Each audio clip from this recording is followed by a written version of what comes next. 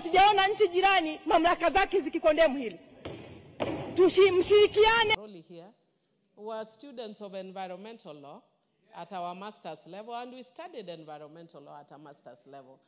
But do I... Tulikosea kweli yule Martha Karua kumrejesha kule. Na hili kosa lisitokee tena hapa. Hivi mtu anatoka huko analeta ujinga wake hapa, halafu eti anarejeshwa mzima salama salimini kweli?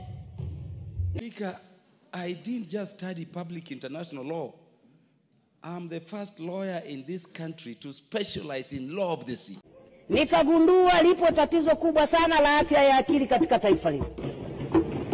Ni washauri bure. Kizza Kichokola, and the one speaking is the author of the National Environmental Management and Coordination Act. So stop misleading the House. Tokee tena. Anayekuja kwetu tunamalizana naye hapa. Anaingia ndani ya 18 zetu tumalizane naye hapa. Honorable Kaluma. Honorable information.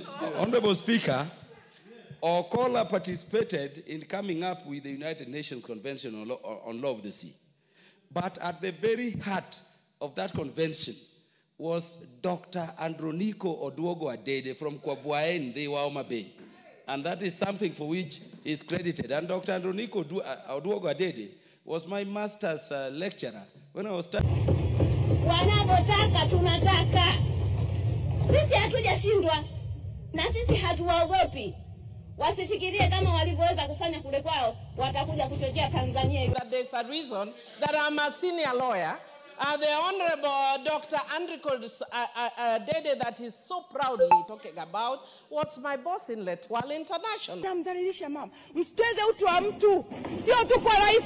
Mimi ni activist wa haki za binadamu. Siwezi kuruhusu kumtweza hata mtoto wa darasa la kwanza.